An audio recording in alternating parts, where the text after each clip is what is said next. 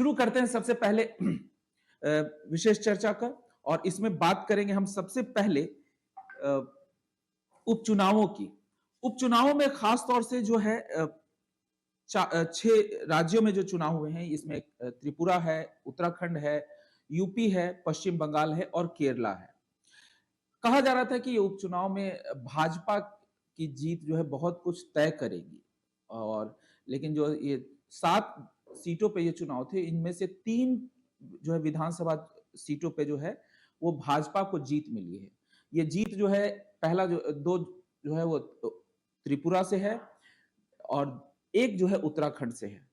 एक सीट थी जिसपे बहुत ज्यादा चर्चा हो रही थी और कहा जा रहा था कि मतलब ये भाजपा के लिए जो है थोड़ा मतलब कहते हैं प्रतिष्ठा का विषय भी बना हुआ था और उम्मीद जताई जा रही थी कि इस सीट से जीत जाएंगे।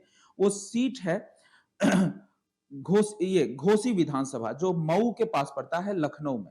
ये सीट, ये कहा जा रहा था कि यहाँ के जो प्रत्याशी हैं बीजेपी के, वो दारा सिंह हैं और उनके जीत की मतलब भविष्यवाणी भी की जा रही थी। बाकी सीटों पे उतनी चर्चा नहीं हो रही थी जितनी इस सीट पे हो रही थी। और अफसोस कहिए या कहूं कि सपा के लिए खुशी की बात है कि वहां पे सपा की जीत हुई है और यहाँ से सुधाकर सिंह जो है की जीत हुई है और दारा सिंह जो है यहाँ हार गए हैं। तो ये है जो कहा जाए तो भाजपा के लिए एक निराशा वाली बात रही। उत्तराखंड की एक सीट है बागेश्वर विधानसभा सीट है। यहां से जो है पार्वती दास जो है भाजपा की ओर से प्रत्याशी थी और वो जीती हैं। और कांग्रेस की प्रत्याशी जो थी थे बसंत कुमार दास, उन वो यहां से हारे हैं। इसके अलावा त्रिपुरा, जहां से भारतीय जनता पार्टी की जीत हुई है, वो जो है विशेषकर 2 सीटें हैं। त्रिपुरा में जो है 2 सीटें जीती है। अब जो है झारखंड की बात कर लेते हैं। झारखंड में डुमरी विधानसभा है और डुमरी विधानसभा से झारखंड मुक्ति मोर्चा की जीत हुई है और यहां से बेबी देवी जो है वो जीती हैं। ये यहां से जो एनडीए की ओर से जो प्रत्याशी थी, उनका नाम था यशोदा देवी। और इनकी जो है हार हुई है। तो अभी वहां पर झारखंड मुक्ति मोर्चा की सरकार भी है और उनका परफॉर्मेंस इससे पता चलता है कि बेहतर है, इसलिए जो है अभी जो है बेबी देवी की जीत हुई है। ये एक कहा जा सकता है कि महिला आरक्षित सीट थी।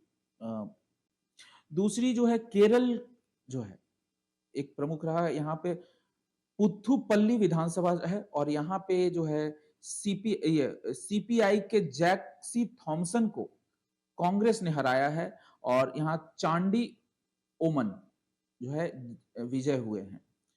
इसके अलावा पश्चिम बंगाल जो है कि धूपगुड़ी विधानसभा है और यहाँ से टीएमसी के जो है निर्मल चंद्र रॉय की जीत हुई है और जो हारे हैं वो बीजेपी की तापसी रॉय हैं, जो ये विधानसभा की सीटें हैं। तो ये आज जो है कुल मिलाकर 7 विधानसभा सीट के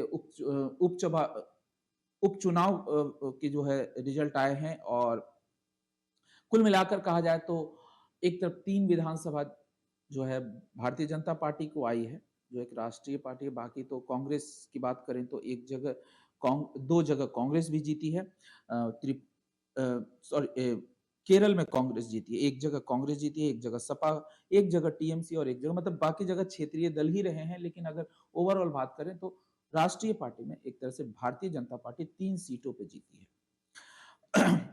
अब इस चुनाव के एनालिसिस के रूप में जिस तरह से कहा जा रहा है कि खासतौर से जो घोसी विधानसभा क्षेत्र है, उस जगह दारा सिंह का हारना मतलब ये दिखा रहा है, जो अभी एनालिसिस जो मीडिया में चल रही है, कि ये दिखाता है कि भारतीय जनता पार्टी कहीं ना कहीं यूपी में भी कमजोर हुई है और कमजोर होने के कारण उम्मीद जताई जा रही है कि 2024 के चुनाव में इसका जो है अच्छा खासा प्रभाव पड़ेगा। यहाँ पे जो है शिवपाल यादव जो सपा के हैं, उन्होंने अपने भतीजे को मतलब कि अखिलेश यादव जी को बधाई भी दी है। और अभी जो है सपा जो है इससे लेके काफी उत्साहित है। और जाहिर सी बात है, जब आप एक चुनाव जीतते हैं तो चाहे वो उपचुनाव ही क्यों ना हो, फिर भी उसका फर्क तो कहीं ना कहीं कार्यकर्ताओं में उत्साह कार्यकर्ताओं के उत्साह में पड़ता ही है और वो यहाँ देखा जा रहा है। हालाँकि इसका प्रभाव लोकसभा चुनाव में कितना पड़ेगा ये तो अभी से नहीं कहा जा सकता, लेकिन अभी राजनीतिक हलकों में ये माना जा रहा है कि इससे जो है बीजेपी ये पता चलता है कि बीजेपी को नुकसान होने वाला है। लेकिन जो एक सबसे बड़ी गौर करने वाली बात है ये है कि यहाँ पे त्रिपुरा की 2 विधानसभा सीटों पे भारतीय जनता पार्टी की जीत हुई है। बाकी जगहों की बात करें तो मुझे उतना ज़्यादा असर नहीं लगता है, क्योंकि खास तौर से कई बार देखा गया है कि जब विधानसभा और खास तौर से उपचुनाव हो, चाहे लोकसभा का उपचुनाव हो या विधानसभा का उपचुनाव हो, तो ये जो उपचुनाव होते हैं उसमें भारतीय जनता पार्टी कई बार परफॉर्मेंस अच्छा नहीं देती है। तो इसलिए ये यूपी को लेके कहना अलग बात है। लेकिन खास तौर से त्रिपुरा का 2 सीट जीतना भारतीय जनता पार्टी के लिए इसलिए महत्वपूर्ण हो जाता है, क्योंकि मणिपुर में जो हिंसा हुई और मणिपुर में हिंसा होने के बाद ये उम्मीद जताई जा रही थी कि वहाँ की जनता जो है, खास तौर से भारतीय जनता पार्टी से नाराज होगी, उनके विधायकों से नाराज होगी और उसका प्रभाव जो है कहीं न कहीं चुनाव में दिखेगा।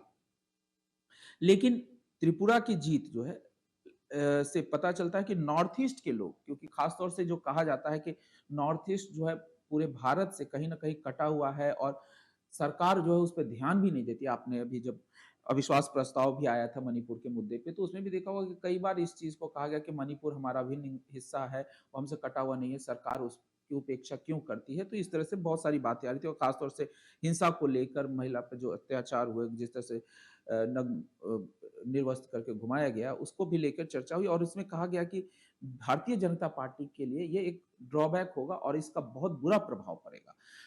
खास तौर से नॉर्थ ईस्ट में तो पढ़ना ही चाहिए था, बाकी एरिया में पढ़े ना पढ़े, लेकिन नॉर्थ ईस्ट में इसका पढ़ना चाहिए था, क्योंकि वहाँ के लोग जो पीड़ित हैं, उनके आसपास के लोग अगर उस चीज़ को देख रहे हैं तो ज़ाहिर-सी बात है उन पे असर होना चाहिए। लेकिन ये 2 सीटें जो है कहीं न कहीं बता रहा है, हालाँकि ये दोनों स्टेट अलग हैं, लेकिन फिर भी जो है नॉर्थ ईस्ट माना जाता है कि कहीं न कहीं एक जगह का प्रभाव पड़ता है दूसरी जगह पे।